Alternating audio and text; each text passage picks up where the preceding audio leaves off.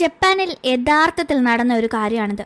ജപ്പാനിലെ ആളുകൾ കാലാകാലങ്ങളായി വിശ്വസിച്ചു വരുന്ന ഒരു പ്രേതകഥയുമാണ്. കിസറാഗി സ്റ്റേഷൻ എന്നൊരു സ്ഥലമുണ്ട് ജപ്പാനിൽ. അവിടുത്തെ ആളുകൾ ട്രെയിൻ യാത്ര നടത്തുന്നതിന്റെ ഇടയിൽ, അതും ലേറ്റ് നൈറ്റ് യാത്രകളാണെങ്കിൽ, ഈ ഒരു ഹോണ്ടഡ് ആയ കിസറാഗി സ്റ്റേഷനിൽ എത്തപ്പെടാനുള്ള ചാൻസ് ഉണ്ട്. അവിടെ നിങ്ങൾ അറിഞ്ഞോ അറിയാതെയോ എത്തിക്കഴിഞ്ഞാൽ പിന്നീട് അവിടെ നിന്ന് തിരിച്ച് മടങ്ങി വരിക എന്നത് വളരെ പാടുള്ള കാര്യമാണ്. കാരണം പോയിട്ടുള്ളവരാരും തിരികെ എത്തിയ ചരിത്രമില്ല. കേൾക്കുമ്പോൾ ഒരു കെട്ടുകഥയായി തോന്നിയാലും ട്രെയിൻ യാത്ര നടത്തുന്നതിന്റെ ഇടയിൽ ഇത്തരം സാഹചര്യത്തിൽപ്പെട്ട് പിന്നീട് കഷ്ടിച്ച് രക്ഷപ്പെട്ടു വന്ന ഒരു പെൺകുട്ടി യഥാർത്ഥത്തിൽ ജപ്പാനിൽ ജീവിച്ചിരിപ്പുണ്ടായിരുന്നു. ആ പെൺകുട്ടിയുടെ അനുഭവത്തിൽ നിന്ന് കേട്ടറിഞ്ഞ ആളുകൾ പോലും വളരെ ഭയത്തോടെ കാണുന്ന ഈ ഒരു റെയിൽവേ സ്റ്റേഷനിലേക്ക് ഒരിക്കൽ രാത്രിയിൽ നടത്തിയ ഒരു ട്രെയിൻ യാത്രക്കിടയിൽ നമ്മുടെ കഥാനായിക വന്നുപെടുന്നു. എന്താണ് യഥാർത്ഥത്തിൽ അവിടെ നടക്കുന്നത്, എങ്ങനെ അവിടെ നിന്ന് രക്ഷപ്പെടും, അവൾക്ക് അതിന് കഴിയുമോ എന്നതെല്ലാം വളരെ ഇൻട്രസ്റ്റിംഗ് ആയി പറഞ്ഞ 2022 റിലീസായ കിസറാഗി സ്റ്റേഷൻ എന്ന യഥാർത്ഥ സംഭവങ്ങളെ അടിസ്ഥാനമാക്കിയെടുത്ത ഒരു ഹൊറർ സ്റ്റോറിയാണ് ഇന്ന് നമ്മൾ കേൾക്കാൻ പോകുന്നത്. നമുക്ക് വേഗം തന്നെ വീഡിയോയിലേക്ക് കിടക്കാം.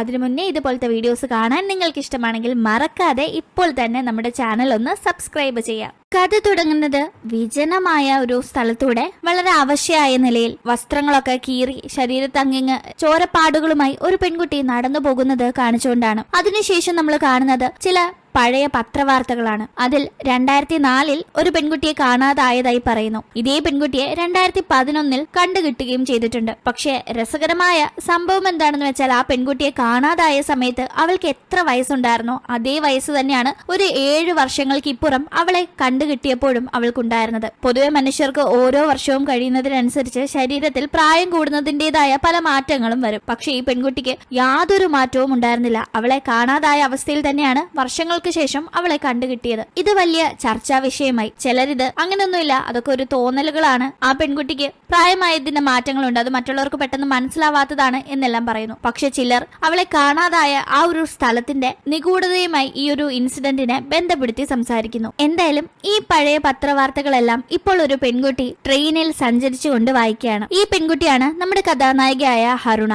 അവൾ ഒരു കോളേജ് വിദ്യാർത്ഥിനിയാണ്. ഫൈനൽ ഇയറിൽ അവൾക്ക് സബ്മിറ്റ് ചെയ്യേണ്ട പ്രോജക്ട് വർക്കിന് വേണ്ടി അവൾ തെരഞ്ഞെടുത്തിരിക്കുന്നത് കിസറാഗി സ്റ്റേഷൻ എന്ന വളരെ നിഗൂഢമായ പ്രേതാലയം എന്ന ആളുകൾ വിശ്വസിക്കുന്ന, എവിടെയാണ് അത് സ്ഥിതി ചെയ്യുന്നതെന്ന് അറിയാത്ത, എത്തിപ്പെട്ടാൽ തിരിച്ചു വരുമെന്ന് യാതൊരു ഉറപ്പുമില്ലാത്ത ആ ഒരു സ്റ്റേഷനെ പറ്റിയുള്ള കാര്യങ്ങളാണ്. അതിന്റെ ഭാഗമായിട്ടാണ് ഇവൾ ഇതുമായി ബന്ധപ്പെട്ടുള്ള ഈ പഴയകാല പത്രവാർത്തകളൊക്കെ വായിക്കുന്നത്. ഇവൾ ഇപ്പോൾ പോകുന്നത് ഈ പത്രവാർത്തയിൽ പറഞ്ഞ കാണാതായി എന്നാൽ പിന്നീട് കണ്ടെത്തിയ ആ പെൺകുട്ടിയെ നേരിട്ട് കണ്ട് ചില കാര്യങ്ങൾ ചോദിച്ച് മനസ്സിലാക്കാനായിട്ടാണ്. അത് അവളുടെ പ്രോജക്ട് വർക്കിന് ഉപകാരപ്പെടുമെന്നാണ് അവൾ കരുതുന്നത്. അങ്ങനെ അവിടേക്ക് ചെല്ലുമ്പോൾ ഇവൾ ഇന്റർവ്യൂ എടുക്കാൻ വന്ന ലേഡി താമസിക്കുന്ന വീട്ടിൽ നിന്ന് പുറത്തേക്ക് വന്ന 2 സ്കൂൾ വിദ്യാർത്ഥിനികളാണ് അകത്തേക്ക് കൂട്ടിക്കൊണ്ടു പോകുന്നത്. അവരവളെ ഒരു സ്ഥലത്ത് ഇരുത്തുമ്പോൾ അപ്പുറത്തെ മുറിയിലായി വോളിൽ ഒരുപാട് പത്ര കട്ടിങ്സ് ഒട്ടിച്ചു വെച്ചിരിക്കുന്നത് അവൾ പ്രത്യേകം ശ്രദ്ധിക്കുന്നു. എന്തായിരിക്കും അത്, എന്തിനെ പറ്റിയായിരിക്കും ആ പത്രവാർത്തകൾ എന്ന് അവൾ ഇങ്ങനെ വളരെ ക്യൂരിയസ് ആയി ചിന്തിക്കുന്നു. കാരണം എന്തോ ഒരു വിഷയത്തെ പറ്റി സ്പെസിഫിക് ആയി ഇൻഫർമേഷൻ ആരോ കളക്ട് ചെയ്ത് വെച്ചിരിക്കുന്നതാണ് അതെന്ന് അവൾക്ക് മനസ്സിലായിട്ടുണ്ട്.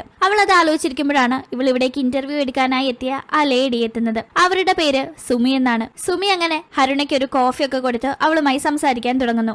ആദ്യം തന്നെ താൻ വന്നപ്പോൾ ഇവിടെ കണ്ട ആ പെൺകുട്ടിയെ പറ്റി ഹരുണ തിരക്കുമ്പോൾ അതെന്റെ ജ്യേഷ്ഠന്റെ മകളാണ്, ഇവിടെ അടുത്തുള്ള സ്കൂളിൽ പഠിക്കുന്നത് കൊണ്ട് ഇവിടെ നിന്നാണ് പോകുന്നത് എന്നെല്ലാം പറയുന്നു. അങ്ങനെ കുറച്ച് പേഴ്സണൽ ആയ കാര്യങ്ങൾ ചോദിച്ച ശേഷം പതിയെ സബ്ജക്റ്റിലേക്ക് കടക്കുകയാണ് ഹരുണ. 2004 ജനുവരി 8 സത്യത്തിൽ എന്താണ് സംഭവിച്ചതെന്ന് അവൾ ചോദിക്കുന്നു. അങ്ങനെ സുമി ആ കാര്യങ്ങൾ പറഞ്ഞു തുടങ്ങുന്നു. ഞാനൊരു ടീച്ചറാണ്. അന്നത്തെ ദിവസം എന്റെ ജോലി കഴിഞ്ഞ് ഞാൻ പതിവ് പോലെ ട്രെയിൻ കയറാനായി സ്റ്റേഷനിലെത്തിയപ്പോൾ അല്പം ലേറ്റ് ആയി. എന്നും കയറാറുള്ള, ഞാൻ ജോലി ചെയ്യുന്നതിന്റെ അടുത്തായിട്ടുള്ള അതേ റെയിൽവേ സ്റ്റേഷനിൽ നിന്ന് തന്നെയാണ് ഞാൻ അന്നും ട്രെയിനിൽ കയറിയത്. അങ്ങനെ ട്രെയിനിൽ പോകുന്ന സമയത്ത് ഇടയ്ക്ക് വെച്ച് ട്രെയിൻ ഒരു ടണലിലേക്ക് പ്രവേശിക്കുന്നത് പോലെ എനിക്ക് തോന്നി. പക്ഷെ ആ റൂട്ടിൽ ടണലേ ഇല്ലാത്തതാണെന്ന് അറിയാവുന്ന ഞാൻ എന്താ സംഭവം എന്ന് അറിയാനായി ചുറ്റിനും നോക്കുന്ന സമയത്ത് പെട്ടെന്ന് വലിയൊരു മറിമായമാണ് അവിടെ സംഭവിച്ചത്. കാരണം രാത്രികാലത്ത് ഓടിക്കൊണ്ടിരുന്ന ട്രെയിൻ പെട്ടെന്ന് പകലിലേക്ക് എത്തിയതുപോലെ. പക്ഷെ രാത്രി പകലാകാനുള്ള സമയമൊന്നും അപ്പോൾ ആയിട്ടുണ്ടായിരുന്നില്ല. എന്താ ഇതെന്ന് മനസ്സിലാവാതെ ഞാൻ ചുറ്റും നോക്കുമ്പോൾ മുന്നേ ട്രെയിനിലുണ്ടായിരുന്ന അത്രയും ആളുകളെ ഇപ്പോൾ കാണുന്നുമില്ല. ആകെ 5-6 പേരേ ഉള്ളൂ. അവരെല്ലാവരും നല്ല മയക്കത്തിൽ തന്നെയായിരുന്നു. ആ കൂട്ടത്തിൽ സ്കൂൾ യൂണിഫോം ഇട്ട ഒരു പെൺകുട്ടി ഉണ്ടായിരുന്നു. ഞാൻ ആ പെൺകുട്ടിയെ എന്റെ വെപ്രാളത്തിൽ ചെന്ന് തട്ടി വിളിച്ചു. ആ പെൺകുട്ടിയും കണ്ണു തുറക്കുമ്പോൾ ഞാൻ ആകെ അതിശയിച്ചു പോയതുപോലെ അന്തിച്ചിരിക്കുകയാണ്. കാരണം എങ്ങനെ രാത്രി പകലായി ഇത് ഏതാണ് സ്ഥലമെന്ന് ആർക്കും തന്നെ മനസ്സിലാവുന്നുണ്ടായിരുന്നില്ല. ആ സമയത്ത് ട്രെയിൻ ഒരു സ്റ്റേഷനിൽ നിന്നു. ഞങ്ങൾ നോക്കിയ നോക്കിയപ്പോൾ ആ സ്റ്റേഷനിൽ കിസറാഗി എന്ന നെയിം ബോർഡ് ഉണ്ടായിരുന്നു. സുമി ഇത് പറഞ്ഞ് അവസാനിപ്പിക്കുമ്പോഴേക്കും ഹരുണയ്ക്ക് ആകെ അത്ഭുതം. കാരണം കിസറാഗി എന്നൊരു റെയിൽവേ സ്റ്റേഷൻ ജപ്പാന്റെ ഭൂപടത്തിലേ ഇല്ല. പിന്നെ എങ്ങനെ ആ ട്രെയിൻ അവിടെ ചെന്നു എന്ന ഹരുണയുടെ ചോദ്യത്തിന് മുന്നിൽ സുമി, അന്ന് ഞങ്ങളും ഇതുപോലെ തന്നെയാണ് ആശ്ചര്യപ്പെട്ടത്. കാരണം ഞങ്ങൾ പതിവായി പോകുന്ന ആ റൂട്ടിലൂടെ ഓടുന്ന ട്രെയിനുകളൊന്നും തന്നെ അതുവരെ അങ്ങനെ ഒരു സ്റ്റേഷനിൽ നിന്നതായി ഞങ്ങൾക്കറിയില്ല. അങ്ങനെ ഒരു സ്റ്റേഷൻ തന്നെ ഇല്ലല്ലോ. പിന്നെ എങ്ങനെ അന്ന് മാത്രം ആ സ്റ്റേഷൻ അവിടെ വന്നു എന്ന് ഞങ്ങൾ അതിശയിച്ചു. ട്രെയിൻ അവിടെ നിർത്തിയത് കൊണ്ട് തന്നെ ഞങ്ങൾ അവിടെ ഇറങ്ങി. ഞങ്ങൾ ഇറങ്ങിയ ഉടനെ തന്നെ ആ ട്രെയിൻ അവിടെ നിന്ന് പോയി. അങ്ങനെ ഞങ്ങൾ അത്രയും പേരും ആ സ്റ്റേഷനിൽ പെട്ടുപോയി. എന്ത് ചെയ്യണമെന്നറിയാതെ അവിടെ നിൽക്കുകയായിരുന്നു. ആ കൂട്ടത്തിൽ 3 കൂട്ടുകാരുണ്ടായിരുന്നു. 2 ആൺകുട്ടികളും ഒരു പെൺകുട്ടിയും. അവർ സ്റ്റേഷനകത്തേക്ക് പോയി എന്തെങ്കിലും ഉണ്ടോന്ന് നോക്കാനായി പോകുന്നു. ഈ സമയത്ത് ഞാൻ ജോലി ചെയ്യുന്ന സ്കൂളിലെ ആ പെൺകുട്ടി അവളുടെ ഫോണിൽ ആരെങ്കിലും ഫോൺ വിളിക്കാൻ പറ്റുമോ നോക്കുമ്പോ കോളേ പോകുന്നുണ്ടായിരുന്നില്ല. അവളാണെങ്കിൽ ആകെ പേടിച്ച് നിൽക്കുന്ന സമയത്ത് ഇവിടെ നിന്ന് പോകാൻ എന്തെങ്കിലും വഴി ഉണ്ടാവുന്നൊക്കെ ഞാൻ അവൾക്ക് ധൈര്യം നൽകിക്കൊണ്ടിരുന്നു. ഇങ്ങനെ അന്ന് നടന്ന കാര്യങ്ങൾ സുമി പറയുമ്പോൾ സുമിയുടെ പോയിന്റ് ഓഫ് വ്യൂവിലാണ് നമ്മൾ കാഴ്ചകളും കാണുന്നത്. ഈ സമയത്താണ് ആ 3 ഫ്രണ്ട്സും കൂടി നമുക്ക് ഈ സ്റ്റേഷനിൽ നിന്ന് പുറത്തേക്ക് ഈ ഒരു സ്ഥലത്തേക്കൊന്ന് നടന്നൊന്ന് നോക്കിയിട്ട് വരാം, ആരെങ്കിലും ഉണ്ടെങ്കിൽ എപ്പോഴാണ് ഇനി ഇവിടെ ട്രെയിൻ വരുന്നത് എന്നൊക്കെ ചോദിക്കാലോ എന്ന് പറഞ്ഞ് അവരങ്ങ് പോകുന്നു. അവരുടെ പുറകെ ഈ സ്റ്റുഡന്റും ടീച്ചറും പോകുന്നുണ്ട്. പക്ഷെ ഒരു സ്ഥലത്തെത്തുമ്പോൾ കാണുന്ന കാഴ്ച പോയ 3 പേരിൽ 2 പേര് പേടിച്ച് നിലവിളിച്ച് തിരിച്ചോടി വരുന്നതാണ്. എന്താ കാര്യമെന്ന് ചോദിച്ചിട്ട് അവരൊട്ട് പറയുന്നുമില്ല. കൂടെ പോയ 3ാമനെ കാണുന്നുമില്ല. എന്തായാലും ഇവർ പേടിച്ചോടുന്നത് കണ്ട് എന്തോ കാര്യമുണ്ടെന്ന് മനസ്സിലാക്കുന്ന സുമി ടീച്ചർ സ്റ്റുഡന്റുമായി അവരുടെ പുറകെ ഓടി തിരിച്ച് സ്റ്റേഷനിൽ എത്തുന്നു. ഈ സമയത്തും എന്താ കാര്യമെന്ന് ചോദിച്ചിട്ട് ഒന്നും തന്നെ പറയാതെ കൂടെയുള്ള ആ പെൺകുട്ടിയും വിളിച്ചുകൊണ്ട് ആ റെയിൽവേ ട്രാക്കിലൂടെ മുന്നോട്ട് അവൻ നടക്കാണ്. ഇവിടെ നിൽക്കരുത്, ആപത്താ, അവൻ ഇനി തിരിച്ചു വരാൻ പോകുന്നില്ലെന്ന് മാത്രം പറഞ്ഞ് അവരങ്ങനെ മുന്നോട്ട് പോകുമ്പോ സുമിയും സ്റ്റുഡന്റിനെ കൂട്ടി പിറകെ പോകുന്നു. ഈ സമയത്ത് ഇവരുടെ കൂടെ ട്രെയിനിലുണ്ടായിരുന്ന കണ്ടാൽ ഒരു ബിസിനസ്മാനെ കണക്ക് കോട്ടും സൂട്ടും ഒക്കെ ധരിച്ചിരിക്കുന്ന ഒരാൾ ആ സ്റ്റേഷനിൽ തന്നെ ഇരിക്കുകയാണ്. ട്രെയിൻ വരും, അതുകൊണ്ട് ഞാൻ ഇവിടെ തന്നെ ഇരിക്കുന്നുള്ളൂ, എനിക്ക് നടക്കാനൊന്നും വയ്യാന്നും പറഞ്ഞ് അയാൾ അവിടെ ഇരിക്കുന്നു. ഇവരിങ്ങനെ മുന്നോട്ട് നടന്നു പോകുന്ന സമയം ആ പെൺകുട്ടി, എന്നാലും നമ്മൾ അവനെ അവിടെ ഇട്ടിട്ട് വരണ്ടായിരുന്നു, മോശമായി പോയെന്ന് പറയുമ്പോ കൂടെയുള്ള ആ പയ്യൻ അവളെ അടിക്കാണ്. ജീവൻ വേണമെങ്കിൽ മുന്നോട്ട് നടക്കാൻ നോക്കെന്നും പറഞ്ഞ് അവൻ മുന്നോട്ട് അവളെ കൊണ്ട് പോകുന്ന സമയത്ത് അവളുടെ ഫോണിലേക്ക് ഒരു കോൾ വരുന്നു. റേഞ്ച് പോലും ഇല്ലാത്ത സ്ഥലത്ത് ആരാ വിളിച്ചിരിക്കുന്നതെന്ന് നോക്കുമ്പോൾ മുന്നേ ഇവരുടെ കൂട്ടത്തിലുണ്ടായിരുന്ന എന്നാൽ ഇപ്പോൾ കാണാതായ ആ ഫ്രണ്ടാണ് വിളിച്ചിരിക്കുന്നത്. കോൾ അറ്റൻഡ് ചെയ്യേണ്ടെന്ന് കൂടെയുള്ള ആ പയ്യൻ എത്ര പറഞ്ഞിട്ടും കേൾക്കാതെ ആ പെൺകുട്ടി കോൾ അറ്റൻഡ് ചെയ്യുമ്പോൾ ആ പയ്യൻ കൊടൂരമായി മരിച്ചു കിടക്കുന്ന പിക്ചറാണ് ആ ഫോണിലേക്ക് മെസ്സേജ് ആയി എത്തുന്നത്. അത് കണ്ട് ആ പെൺകുട്ടി ആകെ പേടിക്കുന്നു. ഇവനാണെങ്കിൽ കോൾ അറ്റൻഡ് ചെയ്തതിനും ആ മെസ്സേജ് കണ്ടതിനും അവളെ വഴക്ക് പറയുന്നതിനോടൊപ്പം തന്നെ കയ്യിലുണ്ടായിരുന്ന കത്തിയെടുത്ത് ഭീഷണിപ്പെടുത്തുകയും ചെയ്യുന്നു മുന്നോട്ട് നടക്കാനായി പറഞ്ഞ്. സുമി എന്താ ഈ കാണിക്കുന്നതെന്ന് പറഞ്ഞ് തടയാനായി നോക്കുമ്പോൾ അവൻ കേൾക്കുന്ന മട്ടില്ല. അങ്ങനെ ഇവർ ട്രാക്കിലൂടെ നടക്കുന്നു. ഒരുപാട് മണിക്കൂർ കണക്ക് നടന്നിട്ടും ട്രാക്കിന് ഒരു അവസാനമേ ഇല്ല. എന്തെന്ന് മനസ്സിലാവാതെ അവർ അങ്ങനെ നടക്കുന്ന സമയത്താണ് ഒരു ശബ്ദം കേൾക്കുന്നത്. ആ ട്രാക്കിൽ നിൽക്കരുത്, അത് ആപത്താണെന്ന്. ആരത്? ഒരു മനുഷ്യനെ പോലും ആ സ്റ്റേഷനിലോ പരിസരത്തുള്ള സ്ഥലങ്ങളിലോ തപ്പിയിട്ട് കണ്ടതേയില്ല. ഇപ്പൊ ആരെയും സംസാരിക്കുന്നതെന്ന് അറിയാനായി അവർ ചുറ്റും നോക്കുമ്പോഴാണ് താഴെ കൂടിയുള്ള ട്രാക്കിൽ ഒരു അപ്പൂപ്പൻ വടിയും കുത്തി നിൽക്കുന്നത് അവര് കാണുന്നത്. ആരെയാളെന്ന് മനസ്സിലാവാതെ അപ്പൂപ്പനെ നോക്കുമ്പോ പെട്ടെന്ന് ഇവരുടെ അടുത്തേക്ക് ആ ബിസിനസ്സുകാരൻ എത്തുന്നു. അയാൾ അത്രയും നേരം സ്റ്റേഷനിൽ നിൽക്കല്ലായിരുന്നോ, ഇപ്പൊ ഇവിടേക്ക് എത്തിയ അയാള് എന്നെ രക്ഷിക്കണം, എന്നെ ഇട്ടിട്ട് പോരുതെന്ന് പറഞ്ഞ് ബഹളം വെക്കാണ്. ഇയാൾക്ക് എന്താ പറ്റിയെന്ന് മനസ്സിലാവാതെ അവർ നോക്കുമ്പോഴേക്കും അയാളുടെ കയ്യിലൂടെ എന്തോ കറുത്ത നിറത്തിലെ ഞരമ്പ് പോലെ പടർന്ന് അത് തലയിലേക്ക് ചെന്ന് അയാള് തല പൊട്ടി മരിക്കുകയാണ്. ആ കാഴ്ച കണ്ട് ഇവരാകെ പേടിക്കുന്നു. അപ്പോൾ ഇവരുടെ അടുത്തേക്ക് മുന്നേ ഇവർ മരിച്ച ഫോട്ടോയിൽ കണ്ട ആ പയ്യനെത്താണ്. അവൻ ഒരു പരിക്കുമില്ലാതെ ഇവിടെ എത്തി നിൽക്കുന്നത് കണ്ട് ഇവരാകെ ഷോക്കാവുന്നു. കാരണം ആ ഫോട്ടോയില് കൃത്യമായി ഇവൻ മരിച്ചു കിടക്കുന്നത് ഇവർ കണ്ടതാണ്. എന്താ ഇതെന്ന് മനസ്സിലാവാതെ ഇവർ നിൽക്കുമ്പോഴേക്കും താഴെ കണ്ട അപ്പൂപ്പൻ ഞൊടിയിടയിൽ ഇങ്ങോട്ടേക്ക് വന്ന് നിൽക്കുന്നു. കൂടാതെ ആ കൂട്ടത്തിൽ ഉണ്ടായിരുന്ന ആ പെൺകുട്ടിയും അപ്പൂപ്പൻ ചേർത്ത് പിടിക്കുകയാണ്. അടുത്ത നിമിഷം തന്നെ എല്ലാവരെയും ഡിസ്ട്രാക്ട് ചെയ്യുന്ന കണക്ക് ആ പെൺകുട്ടിയുടെ ശരീരവും ചിന്നിച്ചെതറുകയും അടുത്ത നിമിഷം ആ പെൺകുട്ടിയെ പിടിച്ചുകൊണ്ടിരുന്ന അപ്പൂപ്പനെയും കാണുന്നില്ല, മുന്നേത്തിയ ആ പയ്യനെയും കാണുന്നില്ല എന്നുള്ള അവസ്ഥയാവുന്നു. അങ്ങനെ 5-6 പേര് നിന്നിരുന്ന ആ സ്ഥലത്ത് ഇപ്പോൾ ആ ട്രാക്കിൽ അവശേഷിക്കുന്നത് 3 പേര് മാത്രമാണ്. കൂടെ ഉണ്ടായിരുന്നവരെല്ലാം മരിച്ചു. ഇപ്പോൾ കൂടെയുള്ള ഈ 2 പേരും കൂടി മരിച്ചില്ലെങ്കിൽ ഇവര് തന്നെ ചിലപ്പോൾ ആക്രമിക്കാൻ സാധ്യതയുണ്ടെന്ന് തോന്നുന്ന അവൻ കത്തിയെടുത്തുകൊണ്ട് ഇവരെ ആക്രമിക്കാനായി വരുമ്പോൾ സുമി സ്വയരക്ഷയ്ക്കായി കയ്യിലുള്ള ഒരു പേന എടുത്തു വെക്കുന്നു. പക്ഷെ അപ്പോഴേക്കും ആ പയ്യൻ കത്തി കൊണ്ട് സുമിയെ ആക്രമിക്കുന്നു. അവളുടെ കാലിൽ നിന്ന് രക്തം വരുന്നുണ്ടെങ്കിലും കയ്യിലുണ്ടായിരുന്ന പേന അവന്റെ ദേഹത്തേക്ക് കുത്തിയിറക്കി ആ സ്റ്റുഡന്റുമായി സുമി മുന്നോട്ട് പോകുന്നു. അവരങ്ങനെ പാളത്തിലൂടെ എന്താ ഈ നടക്കുന്നതെന്ന് പോലും മനസ്സിലാവാതെ ഓടി ഓടി ഒരു ടണലിന്റെ തുടക്കത്തിലെത്തുന്നു. അങ്ങനെ അവർ ആ ടണലിനകത്തേക്ക് ഓടി ചെല്ലുന്നു. സുമി ടീച്ചറിനാണെങ്കിൽ കാലി വെട്ടേറ്റതുകൊണ്ട് നടക്കാനേ വയ്യ, അവിടെ അങ്ങിരിക്കാണ്. നീ മുന്നോട്ട് പോ, ഈ ടണൽ ക്രോസ് ചെയ്താല് ഈ നിഗൂഢമായ സ്ഥലം കഴിഞ്ഞ് നമ്മുടെ സ്ഥലം എത്താൻ സാധ്യതയുണ്ട്. കാരണം ഇതുപോലെ ഒരു ടണൽ കടന്നാണ് നമ്മൾ ട്രെയിനിൽ ഇങ്ങോട്ടേക്ക് എത്തിയത്. അതുകൊണ്ട് നീ ഇവിടെ നിന്ന് പോയെന്ന് ഒരുപാട് സ്റ്റുഡന്റിനെ പോകാനായി സുമി നിർബന്ധിക്കുന്നുണ്ടെങ്കിലും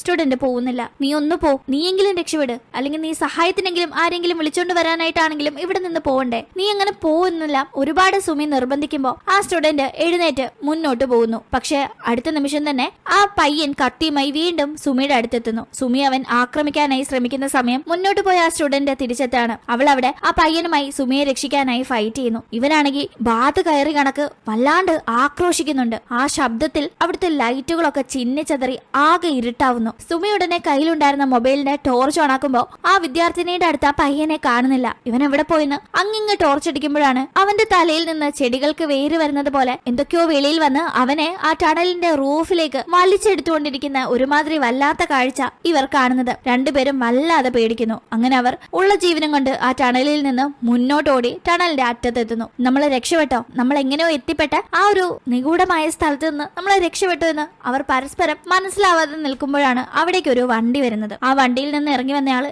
എന്ത് പറ്റി, ആകെ വല്ലാതായിട്ടുണ്ടല്ലോ രണ്ടുപേരും, എന്താ പ്രശ്നമെന്നൊക്കെ തിരക്കുമ്പോഴാണ് നമ്മൾ അവിടെ നിന്ന് രക്ഷപ്പെട്ടു എന്നിവർക്ക് ബോധ്യമാകുന്നത്. സഹായിക്കണമെന്ന് ഇവർ പറയുമ്പോൾ അയാൾ അയാളുടെ വണ്ടിയിലേക്ക് ഇവരെ കയറ്റുന്നു. രണ്ടുപേരും അങ്ങനെ വണ്ടിയിൽ കയറി പോകുമ്പോൾ ശരീരത്തിൽ നിന്ന് മുറിവിലൂടെ നന്നായി രക്തം വാർന്നതുകൊണ്ട് വല്ലാതെ ഓടി അലഞ്ഞതൊക്കെ കൊണ്ടും അവശയായ സുമി പതിയെ മയങ്ങുന്നു. പക്ഷെ ഇടയ്ക്ക് കണ്ണു തുറക്കുമ്പോൾ ആ വണ്ടി ഓടിച്ചോണ്ടിരുന്ന ആ ഡ്രൈവർ ഒരു പ്രേതമായി മാറി ഇവരെ ആക്രമിക്കാനായി എത്തുന്നത് കണ്ട് സുമി ആദ്യം ഭയക്കുന്നുണ്ടെങ്കിലും രണ്ടും കൽപ്പിച്ച് അയാളുമായി ഫൈറ്റ് ചെയ്യുന്നു. കാരണം ആ ടണലിലുള്ള സമയത്ത് സുമിയുടെ നിർബന്ധപ്രകാരം പോയ പെൺകുട്ടി തിരിച്ചെത്തിയതുകൊണ്ടാണല്ലോ ആ കത്തിയുമായി വന്ന പയ്യനിൽ നിന്ന് സുമി രക്ഷപ്പെട്ടത്. എന്തിനാ നീ എനിക്ക് വേണ്ടി തിരിച്ചെത്തിയതെന്ന് അതിന്റെ ഇടയിൽ സുമി ചോദിച്ചപ്പോ എന്റെ അമ്മയാണ് ടണലിൽ പെട്ടുപോയതെങ്കിൽ ആ ഒരു സാഹചര്യത്തിൽ ഞാൻ രക്ഷിക്കാതെ ഓടിപ്പോവോ? ഇല്ലല്ലോ, എന്റെ അമ്മയെ പോലെയല്ല ടീച്ചർ എന്ന് ആ പെൺകുട്ടി പറഞ്ഞത് സുമി ഓർക്കുന്നത്. അപ്പൊ തന്നെ സുമി തനിക്ക് എന്ത് പറ്റിയാലും സാരമില്ല, ആ പെൺകുട്ടിയെ രക്ഷിക്കണമെന്ന് മനസ്സിൽ ഉറച്ചിട്ടുണ്ടായിരുന്നു. അതുകൊണ്ട് തന്നെ സർവ്വശക്തിയും എടുത്ത് അയാളെ അടിച്ചിട്ട് ആ വണ്ടിയിൽ നിന്ന് ആ പെൺകുട്ടിയുമായി സുമി ഇറങ്ങി ഓടുന്നു. വയ്യെങ്കിലും ആ പെൺകുട്ടിക്ക് വേണ്ടി, അവളെ രക്ഷിക്കാൻ വേണ്ടി സുമി ഓടാണ്. അങ്ങനെ ഓടി ഓടി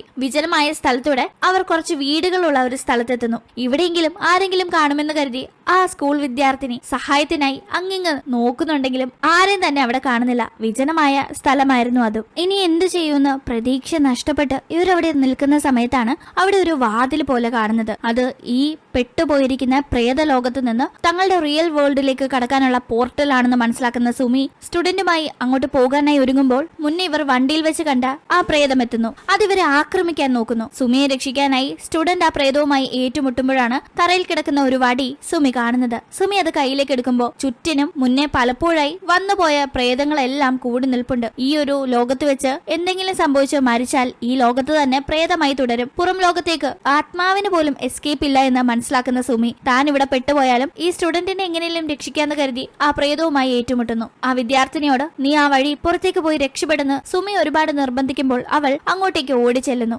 അവൾ ആ പോർട്ടലിനകത്തേക്ക് കടക്കുന്ന അടുത്ത നിമിഷം അവൾ രക്ഷപ്പെട്ടു എന്ന് സുമി കരുതുന്നുണ്ടെങ്കിലും അകത്തൊരു സ്ഫോടനമാണ് നടന്നത്. അതോടെ ആ പോർട്ടൽ ഇല്ലാതാകുന്നു. സുമി എന്താണ് നടന്നതെന്ന് മനസ്സിലാക്കാൻ സാധിക്കും മുന്നേ ഈ സ്ഥലത്തു നിന്ന് വിജനമായ ഒരു സ്ഥലത്തേക്ക് വന്നുപെടുന്നു. ഈ ഒരു കാഴ്ചയാണ് കഥയുടെ തുടക്കത്തിൽ നമ്മൾ കണ്ടത്. വിജനമായ സ്ഥലത്തൂടെ ആകെ അവശയായി വസ്ത്രങ്ങളൊക്കെ കീറിപ്പറഞ്ഞ് മുറിപ്പാടുകളുമായി ഒരു പെണ്ണ് നടക്കുന്ന കാഴ്ച. അത് സുമിയായിരുന്നു. തന്റെ കൂടെ ഉണ്ടായിരുന്ന പെൺകുട്ടിയെ രക്ഷിച്ച് താൻ ഇതിൽ പെടുന്നെങ്കിൽ പെടട്ടെ എന്ന് കരുതി ഒരു നന്മമരമായതുകൊണ്ടാണോ എന്നറിഞ്ഞൂടാ സുമി അവിടെ നിന്ന് എന്തായാലും രക്ഷപ്പെട്ടു. പക്ഷെ സുമി രക്ഷിക്കാൻ നോക്കിയ ആ വിദ്യാർത്ഥിനി രക്ഷപ്പെട്ടില്ലെന്ന് മാത്രമല്ല അവിടെ പെടുകയും ചെയ്തു. ഇതാണ് അന്ന് നടന്നതെന്ന് സുമി പറഞ്ഞ് അവസാനിപ്പിക്കുന്നു. 2004 കാണാതായ സുമിയെ 2011 തിരിച്ചു കിട്ടിയതെന്ന് പറയുന്നുണ്ടെങ്കിലും സുമി ആ ഒരു സ്ഥലത്ത് പെട്ടുപോയപ്പോൾ ഈ കാര്യങ്ങളെല്ലാം ഒറ്റ ദിവസം നടന്നതാണ്. ആ സ്ഥലത്തെ ഒറ്റ ദിവസം റിയൽ വേൾഡിലെ 7 വർഷത്തോളം ഉണ്ടെന്നെല്ലാം സുമി തന്റെ എക്സ്പീരിയൻസിൽ നിന്ന് പറയുമ്പോൾ ഇതെല്ലാം കേട്ടിരുന്ന ഹരുണയ്ക്ക് ഒരു ഡൗട്ട്. ഏത് ട്രെയിനിലാണ്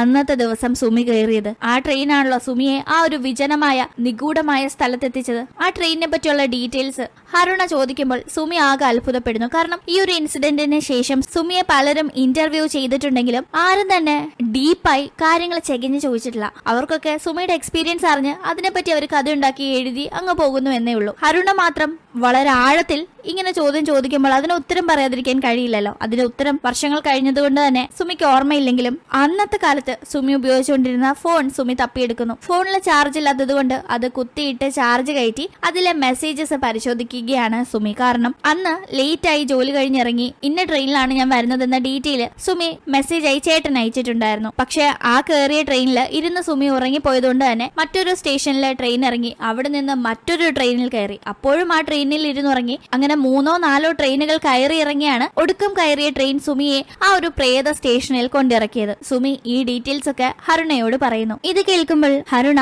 കൊച്ചിലെ മുതൽ അവൾ കേട്ടിട്ടുള്ള ഒരു അമാനുഷിക പ്രതിഭാസത്തെ പറ്റി പറയുന്നു. അതിനെ ഇസക്കായി എലിവേറ്റർ എന്നാണ് പറയുന്നത്. ചില സമയം നമ്മൾ ഒരു ഉദാഹരണത്തിന് 4ാം നിലയിലുള്ള നമ്മുടെ റൂമിലേക്ക് പോകാനായി എലിവേറ്ററിൽ കയറുമ്പോൾ ആ എലിവേറ്റർ 4ൽ നിൽക്കാതെ 10ാമത്തെ നിലയിൽ പോയി നിൽക്കുന്നു. അവിടെ നിന്ന് വീണ്ടും നമ്മൾ എലിവേറ്റർ വഴി 4ലേക്ക് എത്താൻ നോക്കുമ്പോൾ അത് 4ലെത്താതെ 6ൽ വന്ന് നിൽക്കുന്നു. പിന്നീട് വീണ്ടും 4ൽ നിൽക്കാതെ 8ലേക്കും അങ്ങനെ പല ഫ്ലോറുകൾ നമ്മുടെ ഔട്ട് ഓഫ് കൺട്രോളിൽ പോയി ഒടുക്കം 4ൽ വന്ന് നിൽക്കുന്നു. ഇങ്ങനെ എപ്പോഴും സംഭവിക്കില്ല, പക്ഷെ ചില ആളുകൾക്ക് ചില സമയത്ത് എലിവേറ്ററിൽ കയറുമ്പോൾ സംഭവിക്കുന്നു. അങ്ങനെ എലിവേറ്റർ നമ്മുടെ കൺട്രോളിൽ ഇല്ലാതെ പല ഫ്ലോറുകൾ പാസ്സാകുന്ന സമയം അത് നമ്മൾ ഇപ്പോൾ ഉള്ള റിയൽ വേൾഡിൽ അല്ലാതെ മറ്റൊരു ഡയമെൻഷനിലേക്കും നമ്മളെ കൊണ്ട് എത്തിക്കുമെന്നൊക്കെ ആളുകൾ എക്സ്പീരിയൻസ് ചെയ്തതായി കേട്ടിട്ടുണ്ടെന്നെല്ലാം ഹരുണ പറയുന്നു. അങ്ങനെ സുമിയോട് ഹരുണ ഈ കാര്യങ്ങളെ പറ്റി എല്ലാം ചോദിച്ച് മനസ്സിലാക്കുന്നത് മാറി നിന്ന് സുമിയുടെ ജ്യേഷ്ഠന്റെ മകൾ കേൾക്കുന്നുണ്ടായിരുന്നു. അങ്ങനെ സുമിയോട് എല്ലാ കാര്യങ്ങളും ചോദിച്ചു മനസ്സിലാക്കി ഇവിടെ നിന്ന് ഹരുണ പോകുന്നത് ഒരു കാര്യം മനസ്സിൽ തീരുമാനിച്ചുറപ്പിച്ചാണ്. അത് അവൾക്ക് എങ്ങനെയെങ്കിലും കിസറാഗി സ്റ്റേഷനിലേക്ക് എത്തിപ്പെടണം എന്നതായിരുന്നു. വളരെ പേടിപ്പെടുത്തുന്ന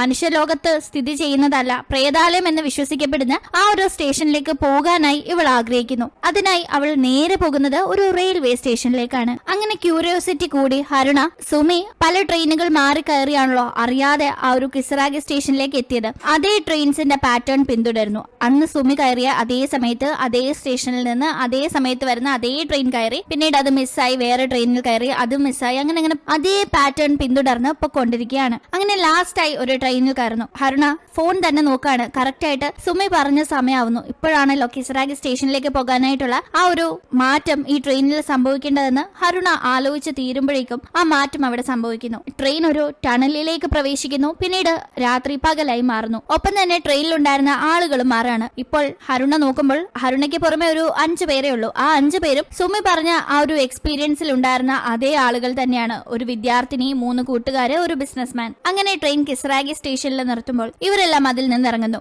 സുമി പറഞ്ഞ പോലെ തന്നെ ഇവിടെ കാര്യങ്ങൾ നടക്കാണ്. സുമിയും കൂടി ചേർത്ത് അന്ന് 6 പേരായിരുന്നു ഉണ്ടായിരുന്നതെങ്കിൽ ഇന്ന് സുമിക്ക് പകരം ഹരുണയാണ്. ഹരുണയും കൂടി ചേർത്ത് 6 പേര്. ബാക്കി ആളുകളെല്ലാം സെയിം തന്നെയാണ്. സ്റ്റേഷനിൽ നിൽക്കുമ്പോൾ അന്ന് പറഞ്ഞ പോലെ തന്നെ കാര്യങ്ങളും സംഭവിക്കുന്നു. ആ വിദ്യാർത്ഥിനി അവളുടെ ഫോൺ എടുക്കുന്നു, റേഞ്ച് ഇല്ല. പക്ഷെ ഒരു ചെറിയ മാറ്റം. അന്ന് സുമി കാണാതെ പോയ ഒരു കാര്യം ഇന്ന് ഹരുണ ഇവിടെ കാണുന്നു. ഒരു വേര് പോലെ എന്തോ ഒന്ന് വരുന്നതായും ഉടനെ മായുന്നതായും. പക്ഷെ അവൾ അത് കാര്യമാക്കുന്നില്ല. ഈ സമയത്ത് ആ കൂട്ടുകാർ 3 പേരും സ്റ്റേഷന്റെ അവിടെ നിന്ന് മുന്നോട്ട് പോകാൻ നോക്കുമ്പോൾ ഇവർക്ക് അപകടം സംഭവിക്കുമെന്ന് അറിയാവുന്ന ഹരുണ തടയാൻ നോക്കുന്നുണ്ടെങ്കിലും ആ പൂക്കളുള്ള ഷർട്ടിട്ട പയ്യൻ കുറച്ച് വിരട്ടി ഹരുണയെ തള്ളിയിട്ട് ഞങ്ങളുടെ കാര്യം നോക്കാൻ ഞങ്ങൾക്കറിയാമെന്നും പറഞ്ഞ് കൂട്ടുകാരുമായി പോകുന്നു. ഈ പോകുന്ന 3 പേരിൽ തിരിച്ച് 2 പേരെ തിരിച്ചു വരൂ എന്നറിയാവുന്ന അവൾ പുറകെ പോയി അവരെ തടുക്കാൻ നോക്കുന്നു. ആ ഒരു പൂക്കളുള്ള ഷർട്ടിട്ടിരിക്കുന്ന പയ്യൻ കയ്യിൽ കത്തി വെച്ച് പുറകെ എത്തിയ ഹരുണയെ വിരട്ടാൻ നോക്കുമ്പോൾ അവൾ ആ കത്തി പിടിച്ചു വാങ്ങി അവന്റെ കൂട്ടുകാരെ അവന്റെ അടുത്ത് നിന്ന് കൂട്ടിക്കൊണ്ടുവരികയാണ്. അങ്ങനെ സുമിക്ക് എക്സ്പീരിയൻസ് ആയ കാര്യത്തിൽ ചെറിയൊരു മാറ്റം ഇവിടെ സംഭവിക്കുന്നു. കാര്യങ്ങൾ അതുപോലെയാണ് നടന്നിരുന്നതെങ്കിലും ഇവിടെ ഹരുണ ഇടപെട്ട് ഒരു മാറ്റം വരുത്താണ്. അങ്ങനെ അന്ന് ഇവിടെ ഒറ്റപ്പെട്ടു പോയ പയ്യന് പകരം ആ പൂക്കളുള്ള ഷർട്ടിട്ട പയ്യനാണ് ഇന്ന് ഇവിടെ ഒറ്റപ്പെട്ടു പോകുന്നത്. അങ്ങനെ അവർ തിരിച്ച് റെയിൽവേ സ്റ്റേഷന്റെ അവിടെ എത്തുന്നു. പക്ഷേ ഈ പയ്യൻ അടങ്ങിയിരിക്കാതെ അന്ന് ഇവന്റെ കൂട്ടുകാരൻ ചെയ്തതുപോലെ കൂട്ടുകാരിയും വലിച്ചുകൊണ്ട് ട്രാക്കിലൂടെ മുന്നോട്ട് പോകുന്നു. അവരെ പിന്തുടർന്ന് ഹരുണയും സ്കൂൾ വിദ്യാർത്ഥിനിയും പോകുമ്പോൾ ആ ബിസിനസ്മാൻ അന്നത്തെ പോലെ തന്നെ അവിടെ തന്നെ ഇരിക്കുകയാണ്. അങ്ങനെ ഇവർ മുന്നോട്ട് പോകുമ്പോൾ അന്ന് വന്ന പോലെ ഫോൺ കോൾ വരുന്നു. അതിലാ ഒറ്റപ്പെട്ടു പോയ പയ്യന്റെ കൊടൂരമായ കൊല്ലപ്പെട്ട ചിത്രമുണ്ടായിരുന്നു. അതും ഹരുണ കാണുന്നു. അടുത്ത നിമിഷം തന്നെ ബിസിനസ്സുകാരൻ ഇവരുടെ അടുത്തേക്ക് എത്തി ആകെ അവശനായതുപോലെ നിൽക്കുന്നു. ഹരുണ അയാളുടെ അടുത്തേക്ക് ഓടിപ്പോകുന്നു. ഇയാളുടെ തല വെടിച്ചു ചിതറുമെന്ന് അറിയാവുന്ന ഹരുണ അയാൾക്ക് എന്തെങ്കിലും മാറ്റം വരുന്നുണ്ടോ എന്ന് സൂക്ഷ്മതയോടെ നിരീക്ഷിക്കുമ്പോഴാണ് മണ്ണിനടിയിൽ നിന്ന് ചില വേരുകൾ വരുന്നത് അവൾ കാണുന്നത്. ഇത് അയാളെ സ്പർശിക്കുന്നത് കൊണ്ടാകാം അയാൾക്ക് അങ്ങനെ സംഭവിക്കുന്നത് എന്ന് കണക്ക് കൂട്ടുന്ന അവൾ അയാളോട് പെട്ടെന്ന് തന്നെ അവിടെ നിന്ന് മാറാനായി ആവശ്യപ്പെട്ട് മുന്നോട്ട് പോകുന്നു. അങ്ങനെ ആ വേരിന് ഇയാളെ തൊടാൻ സാധിക്കാഞ്ഞതുകൊണ്ട് അയാൾ രക്ഷപ്പെടുന്നു. ഒന്നും തന്നെ അയാൾക്ക് സംഭവിക്കുന്നില്ല. സുമിക്കുണ്ടായ അനുഭവത്തിൽ 2ാമത്തെ മാറ്റമാണ് ഈ നടന്നിരിക്കുന്നത്. ഇനി അടുത്തതായി ഒരു അപ്പൂപ്പനെ കാണും. ആ അപ്പൂപ്പൻ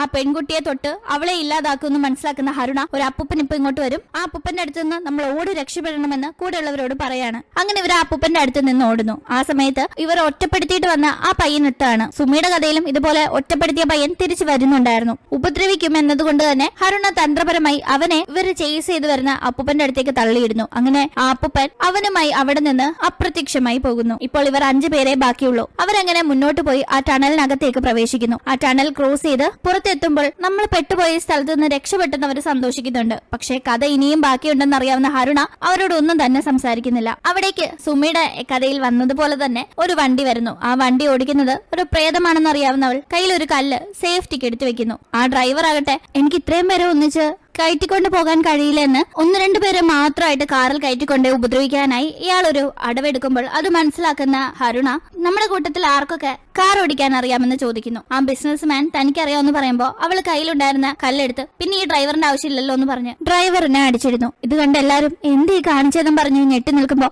സംസാരിക്കാൻ സമയമില്ല, കാറിൽ കയറുന്നു പറഞ്ഞ് എല്ലാവരുമായി കാറിൽ കയറുന്നു. അങ്ങനെ അവർ മുന്നോട്ട് പോകുന്ന സമയം വീണ്ടും ആ പ്രേത ഡ്രൈവർ കാറ് ലക്ഷ്യമാക്കി വരികയാണ്. അങ്ങനെ കാർ ഒരു സ്ഥലത്ത് വെച്ച് മുന്നോട്ട് പോകാൻ കഴിയാതെ അവിടെ നിൽക്കുമ്പോൾ ബാക്കിയുള്ളവർ കാറിൽ നിന്ന് ഇറങ്ങി ഓടുന്നു. പക്ഷെ ബിസിനസ്മാന് രക്ഷപ്പെടാൻ കഴിഞ്ഞില്ല. അയാളെ ആ ഡ്രൈവർ പിടികൂടുന്നു. പിന്നീട് അയാളുടെ ഒരു നിലവിളി മാത്രമാണ് കേൾക്കുന്നത്. മറ്റു 4 പേരും ഓടടാ ഓട്ടം. അങ്ങനെ ഓടി ഓടി അവരൊരു സ്ഥലത്തെത്തുന്നു. പക്ഷെ അവിടെ എത്തുമ്പോൾ ഹരുണയുടെ കാൽക്കുലേഷൻ തെറ്റാണ്. കാരണം സുമിയുടെ കഥ വെച്ച് ഇവിടെ ചെറിയ ചെറിയ കുടിലുകൾ നിറഞ്ഞ ഒരു ഗ്രാമമായിരുന്നു ഉണ്ടായിരുന്നത്. പക്ഷെ ഇവിടെ ഒരു വലിയ വീട് മാത്രമാണ് ഉള്ളത്. ഹരുണ കൺഫ്യൂസ്ഡ് ആവുന്നുണ്ടെങ്കിലും അവൾ ആ വീട്ടിലേക്ക് ഇവരുമായി കയറുന്നു. ഇവരകത്തിരിക്കുന്ന സമയത്ത് ഇവർ മുന്നേ കണ്ട ഇവരുടെ കൂട്ടത്തിൽ ഉണ്ടായിരുന്ന ഇവരെ ആക്രമിക്കാനായി എത്തിയ എല്ലാവരും ഇവിടേക്ക് പ്രേതങ്ങളായി എത്തി ഇവരെ പിടിക്കാനായി നോക്കുന്നു. എങ്ങനെ രക്ഷപ്പെടുമെന്ന് ഹരുണ ചിന്തിക്കുമ്പോഴാണ് ഈ വീടിന്റെ പുറകുവശത്തെ വെളിയിലായി പുറത്തേക്ക് കടക്കാനുള്ള പോർട്ടൽ അവൾ കാണുന്നത്. അവൾ സുമിയുടെ കഥ വെച്ച് നോക്കുമ്പോൾ ഇവൾക്ക് രക്ഷപ്പെടണമെങ്കിൽ ഇവള് പോർട്ടലിലേക്ക് പോവാതെ ആ സ്കൂൾ വിദ്യാർത്ഥിനെ പോർട്ടലിലേക്ക് വിട്ടാലല്ലേ ഇവൾക്ക് പുറം ലോകത്തേക്ക് എത്താൻ സാധിക്കൂ. സുമി അങ്ങനെ വിദ്യാർത്ഥിനിയെ രക്ഷിക്കാൻ നോക്കിയപ്പോഴാണല്ലോ പുറം ലോകത്തേക്ക് എത്തിയത്. അത് വെച്ച് വിദ്യാർത്ഥിനിയെ പുറം ലോകത്തേക്ക് വിടാനായി അവൾ ആ കുട്ടിയോട് പോർട്ടലിലേക്ക് കടക്കാനായി പറയുന്നു. അങ്ങനെ ആ പെൺകുട്ടി പോർട്ടലിലേക്ക് ഓടി ചെന്ന് കഴിഞ്ഞ് ഹരുണയും കൂടെ വാ എന്ന് വിളിച്ചുകൊണ്ടിരിക്കുകയാണ്. പോർട്ടലിലേക്ക് പ്രവേശിക്കാതെ ഇവിടെ നിന്നാലേ രക്ഷപ്പെടാൻ കഴിയൂ എന്ന് സുമി പറഞ്ഞ കാര്യങ്ങളിൽ നിന്ന് മനസ്സിലാക്കുന്ന ഹരുണ ആദ്യം അങ്ങോട്ടേക്ക് ചെല്ലുന്നില്ലെങ്കിലും പിന്നീട് ഒരു പന്തികേട് തോന്നി പോർട്ടലിനടുത്തേക്ക് ഓടുമ്പോഴേക്കും പോർട്ടൽ ക്ലോസ് ആവുന്നു. സുമി പറഞ്ഞ കഥയിൽ വെച്ച് പോർട്ടലിൽ കയറിയ ആ സ്കൂൾ വിദ്യാർത്ഥിനി ഈ ലോകത്ത് തന്നെ പെട്ടുപോയി. പോർട്ടലിന് വെളിയിലുണ്ടായിരുന്ന സുമി റിയൽ വേൾഡിലേക്ക് തിരിച്ചെത്തി. അത് വിശ്വസിച്ച് ഇവിടെ അതുപോലെ പ്രവർത്തിച്ച ഹരുണയ്ക്ക് 8ന്റെ പണിയാണ് കിട്ടിയത്. ഹരുണ ഇവിടെ പെട്ടുപോവുകയും പോർട്ടലിൽ പ്രവേശിച്ച ആ സ്കൂൾ വിദ്യാർത്ഥിനി രക്ഷപ്പെടുകയും ചെയ്തു. അങ്ങനെ അവൾ റിയൽ വേൾഡിലേക്ക് തിരിച്ചെത്തുന്നു. അവളെ കാത്ത് സുമി എത്തി നിൽപ്പുണ്ടായിരുന്നു. ഈ പെണ്ണിനെ കണ്ടപാടെ സുമി നിന്നെ രക്ഷിക്കാനാണ് ഞാൻ ഇത്രയും വർഷങ്ങൾ കാത്തിരുന്നതെന്ന് പറഞ്ഞു വളരെ ഇമോഷണൽ ആകുമ്പോൾ ഈ പെൺകുട്ടിക്ക് സുമി എന്താണ് ഈ പറയുന്നതെന്നൊന്നും ഓർമ്മ കിട്ടുന്നില്ല. ആക്ച്വലി ഈ പെൺകുട്ടിയെ രക്ഷിക്കാൻ വേണ്ടിയാണ് കിസറാഗി സ്റ്റേഷനിലേക്ക് തന്റെ അടുത്ത് നിന്ന് ഡീറ്റെയിൽസ് ചോദിച്ച് മനസ്സിലാക്കി ഹരുണ പോകും എന്ന ഒരു സത്യം മനസ്സിലാക്കിയ സുമി ഹരുണ വഴി ആ പെൺകുട്ടി രക്ഷിച്ചെടുക്കാനായി ഇങ്ങനെ ഒരു കള്ളം പറഞ്ഞത്. പോർട്ടലിലേക്ക് പോയാലേ രക്ഷപ്പെടൂ എന്ന സത്യം മറച്ചുവെച്ച് വെളിയിൽ നിന്നാൽ രക്ഷപ്പെടും എന്ന കള്ളം പറഞ്ഞു കൊടുത്തത്. അങ്ങനെ ഹരുണയെ ഒരു ഇരയാക്കി ആ പെൺകുട്ടിയെ സുമി രക്ഷിച്ചെടുക്കുന്നു. അങ്ങനെ താൻ രക്ഷിക്കണമെന്ന് കരുതിയ പെൺകുട്ടിയെ രക്ഷിക്കാനായി സുമി ഹരുണയോട് വലിയൊരു കൊടും ചതിയാണ് ചെയ്തത്. ഹരുണയുടെ ക്യൂരിയോസിറ്റി ആകാംക്ഷയെല്ലാം അവളെ ഈ ഒരു ചതിയിൽ കൊണ്ടുവന്ന് പെടുത്തുകയും ചെയ്തു. ആ പോർട്ടൽ വഴി ഒരേ സമയം ഒരാൾക്ക് രക്ഷപ്പെടാൻ സാധിക്കുമെന്ന് കഴിഞ്ഞ കുറെ വർഷങ്ങളായി നടത്തിയ റിസർച്ചിൽ നിന്ന് സുമി മനസ്സിലാക്കിയിരുന്നു. സുമി പോയാൽ സുമിക്ക് രക്ഷപ്പെടാൻ കഴിയില്ല ആ പെൺകുട്ടിയെ രക്ഷിക്കാൻ. അതുകൊണ്ടാണ് സുമി മറ്റൊരാളെ ഇരയാക്കി ആ പെൺകുട്ടിയെ രക്ഷിച്ചത്. ഇതിന്റെ റിസർച്ച് നടത്തിയതിന്റെ പേപ്പർ കട്ടിങ്സ് ആണ് സുമിയുടെ വീട്ടിലേക്ക് ഇന്റർവ്യൂ എടുക്കാൻ വന്നപ്പോൾ ഹരുണ കണ്ടത്. എന്തായാലും ഹരുണയുടെ ആകാംക്ഷ അവളെ വലിയൊരു കുഴിയിൽ കൊണ്ടുവന്ന് ചാടിച്ചു. ഇവിടം കൊണ്ട് കഥ കഴിഞ്ഞിട്ടില്ല. ചട്ടനെ പൊട്ടൻ ചതിച്ചാൽ പൊട്ടനെ ദൈവം ചതിക്കുന്നൊരു പഴഞ്ചൊല്ലില്ലേ. സുമി തനിക്ക് ഫേവറേറ്റ് ആയിട്ടുള്ള ഒരാളെ രക്ഷിക്കാനായി ഒരു പാവം പെൺകുട്ടിക്കിട്ട് പണി കൊടുത്തെങ്കിൽ സുമിയുടെ ജ്യേഷ്ഠന്റെ മകൾ സുമി പോലും അറിയാതെ ആ കിസറാഗി സ്റ്റേഷനിലേക്ക് യാത്ര തിരിച്ചിട്ടുണ്ടായിരുന്നു. അവൾ ഇതിനെപ്പറ്റി വ്ലോഗ്സ് തന്റെ സോഷ്യൽ മീഡിയയിൽ ഇട്ട് ഫേമസ് ആവാനായി കിസറാഗി സ്റ്റേഷനിലേക്ക് സുമി ഹരുണയോട് പറഞ്ഞ ഡീറ്റെയിൽസ് ഒക്കെ ഒളിഞ്ഞു കേട്ട അറിവിൽ ഒരു യാത്ര നടത്തുന്നതും അവിടെ എത്തുന്നതും കാണിച്ചുകൊണ്ടാണ് ഈ ഒരു കഥ അവസാനിക്കുന്നത്. ചതിക്ക് കർമ്മഫലം ചതി തന്നെ എന്നത് കാണിച്ചുകൊണ്ട് ഈ കഥ ഇവിടെ അവസാനിക്കുമ്പോൾ നിങ്ങൾക്ക് ഇത് വളരെയധികം ഇഷ്ടപ്പെട്ട് കാണും, എൻജോയ് ചെയ്ത് കാണുമെന്ന് ഞാനും പ്രതീക്ഷിക്കുന്നു. ഇഷ്ടപ്പെട്ടെങ്കിൽ ഫീഡ്ബാക്സ് അറിയിക്കുക, ലൈക്ക് ചെയ്യുക, നമ്മുടെ ചാനലും സബ്സ്ക്രൈബ് ചെയ്തും ബെല്ലൈക്കൺ പ്രസ് ചെയ്തും സപ്പോർട്ട് ചെയ്യാം. വീണ്ടും നമുക്ക് ഇതിലും രസകരമായ മറ്റു കഥകളുമായി കണ്ടുമുട്ടാം. ബൈ.